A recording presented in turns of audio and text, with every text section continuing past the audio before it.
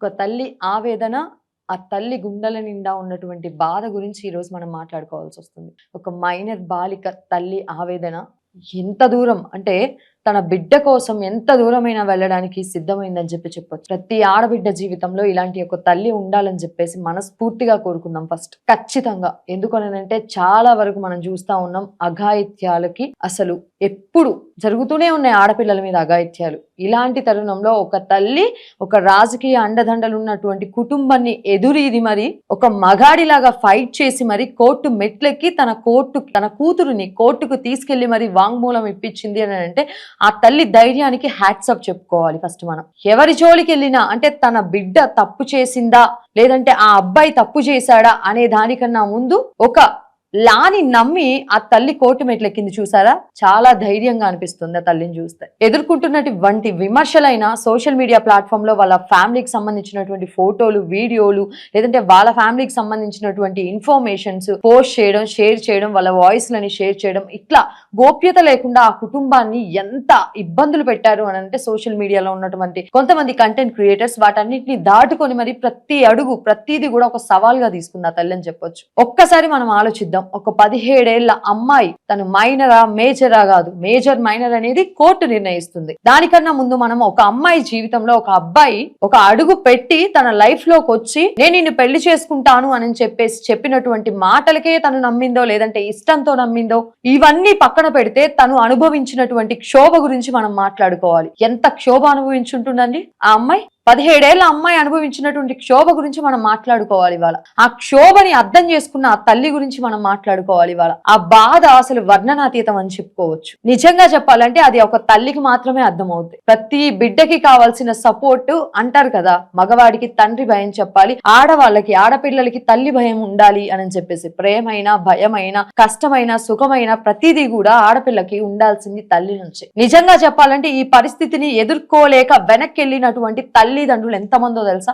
చాలా మంది. వాళ్ళ బిడ్డకి జరిగినటువంటి అన్యాయాన్ని నోరెత్తి మాట్లాడితే ఈ వ్యవస్థ వాళ్ళని ఏ విధంగా తీసుకుంటుందో, తన బిడ్డని ఎంత తప్పుగా తీసుకుంటుందో భయపడి వెనకడిగేసే వాళ్ళు ఎంతమందో తెలుసా? అలా ఆగిపోయినటువంటి జీవితాలు, కుటుంబాలు ఎన్నో తెలుసా? కానీ ఇది చరిత్రలో నిలిచిపోయేటటువంటి కేసు అయినా, చరిత్రలో నిలిచిపోయేటటువంటి ఒక తల్లిగా అయినా ఈవిడికి మాత్రం మనం హ్యాట్స్ ఆఫ్ చెప్పాలి. ఆవిడ పేరు గురించి గానీ, ఆ మైనర్ బాలిక పేరు గురించి గానీ, ఆ కుటుంబ సభ్యులకి సంబంధించినటువంటి వివరాలు గానీ నేను వెల్లడించాలనుకోవట్లేదు. బట్ ఒక ఆడపిల్లగా నిజంగా ఈ విషయంలో మాత్రం చాలా మంది తల్లులకి ఆవిడ ఇన్స్పిరేషన్ అని చెప్పాల్సి వస్తున్నటువంటి సిచ్యువేషన్ నిజంగానే. అంటే అంత సిచ్యువేషన్స్ ని, అన్ని ప్రాబ్లమ్స్ ని, ఎన్నో ప్రాబ్లమ్స్ ని గత కొన్ని నెలలుగా ఆవిడ మోసుకుంటూ వస్తుంది. ఇంటిని చూసుకునే ఇల్లాలు తన బిడ్డ అనుభవించినటువంటి మానసిక క్షోభ ఉండొచ్చు, ఆ రాజకీయ నాయకుడిని ఎదుర్కొన్నటువంటి ఆ విధానమైనా అయి ఉండొచ్చు, ఆ పాపని అర్థం చేసుకొని కోట్లు మెట్లెక్కినటువంటి ఆ విధానమైనా అనుకోవచ్చు. ప్రతిదీ కూడా ఒక ఇన్స్పిరేషన్. చాలా మంది బిడ్డలకు కావాల్సింది ఇలాంటి తల్లి థాట్స్ అన్నమాట. ఏదైనా పర్లేదు, నా బిడ్డ కోసం కొట్లాడతాను నేనని చెప్పేసి రోడ్డు మీదకి వచ్చి అక్కడి నుంచి కోర్టు మెట్లెక్కి ఫైట్ చేస్తున్నటువంటి ఆ తల్లిని అయితే అసలు ఆ తల్లి మాట్లాడినటువంటి కొన్ని మాటలు మాత్రం చాలా మనసుల్ని కుదిపేస్తున్నాయని మాత్రం చెప్పుకోవచ్చు. నేను కూడా ఆవిడ ఎప్పుడైతే మనకి మొత్తం మీడియా వాళ్ళకి ఒక ప్రెజెంటేషన్ ఇచ్చారో దానిలో నేను చూసినప్పుడు చెప్పినటువంటి మాటలు ఏవైతే ఉన్నాయో, తన బిడ్డ తనకి చెప్పుకున్నటువంటి విషయాలు ఏవైతే ఉన్నాయో, ఎంత మానసిక క్షోభను అనుభవించిందో ప్రతి ఒక్కటి కూడా ఆ తల్లి మోస్తూ మాట్లాడినటువంటి మాటల్ని చూస్తా ఉంటే అవి చదువుతున్నప్పుడు కన్నీళ్లు కాదు, అసలు గుండెల్లో బాధ బయటకు వస్తుందని చెప్పుకోవచ్చు. నిజంగా అంత బాధగా ఉంది. కానీ చాలా మంది మహిళా మనులయ్యుండి ఆ బిడ్డకి జరిగినటువంటి ఆ ఏదైతే ఆ కష్టం ఉందో దాన్ని ఇంకొకలాగా మొత్తం కూడా బయటికి చూపించే ప్రయత్నం చేస్తూ ఆ కుటుంబానికి సంబంధించినటువంటి విజువల్స్, ఫోటోస్ ఇవన్నీ బయటికి చూపిస్తున్నారు. నిజంగా మిమ్మల్ని అడగాలి, మీరు కడుపుకు అన్నమే తింటున్నారా అనేటటువంటి క్వశ్చన్స్ అడగాలి మిమ్మల్ని. నిజంగా ఒక ఆడబిడ్డకి కష్టం వచ్చింది అని అంటే నించొని ముందుకు వచ్చి మేము ఫైట్ చేస్తాం, మేము ఉన్నాము అనేటటువంటి మహిళా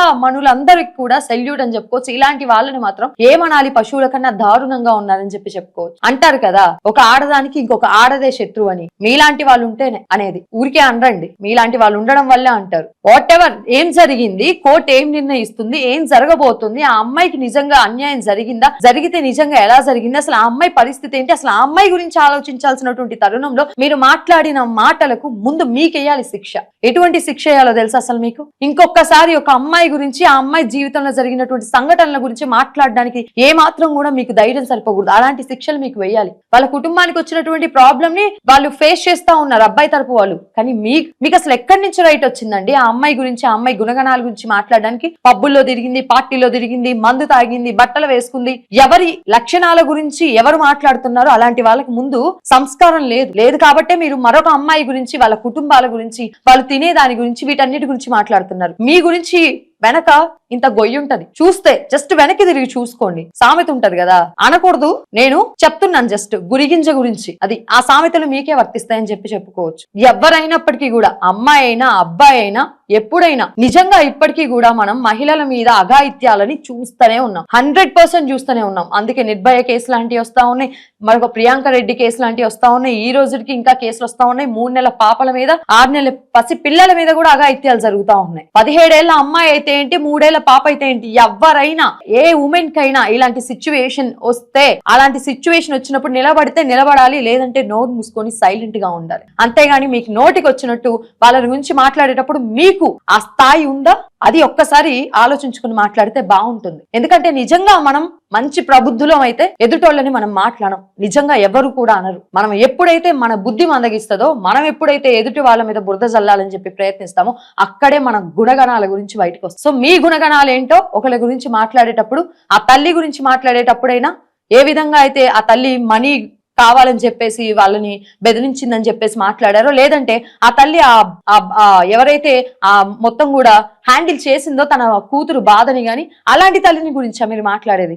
ఒకసారి ఆలోచించుకోండి. ఆ ప్లేస్ లో మీరో, మీ తల్లో, మీ కుటుంబ సభ్యులో, మీ అక్కో, మీ చెల్లో, మీ ఇంట్లో ఆడవాళ్ళు ఉంటే పరిస్థితి ఏంటో ఒక్కసారి ఆలోచించుకోమని చెప్పి మనస్ఫూర్తిగా వేడుకుంటున్నాను మిమ్మల్ని.